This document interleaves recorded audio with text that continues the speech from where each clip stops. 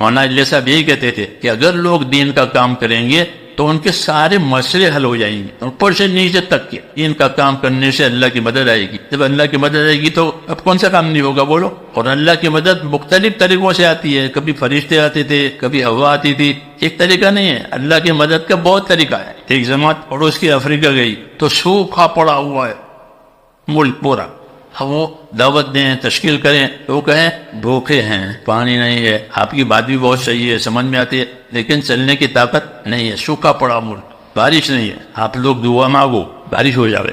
تو حدیثوں میں ہے کہ اللہ کے راستے میں محنت کرنے والوں کی دعائیں ایسی قبول ہوتی ہے جیسے نبیوں کی ہوتی ہے۔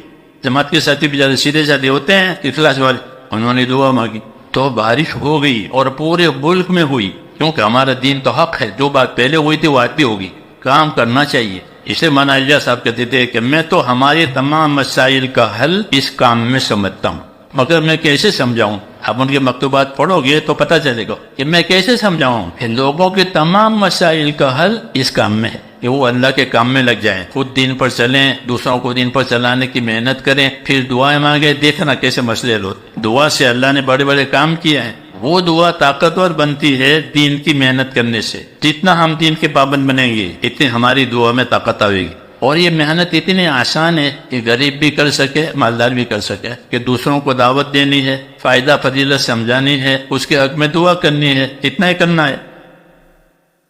السلام علیکم ورحمۃ اللہ وبرکاتہ۔ دوستو، حضرت مولانا ابراہیم صاحب دیولا دعوت برکاتہم العالیہ، اللہ تعالیٰ ان کی عمر میں خوب خوب برکت عطا فرمائے۔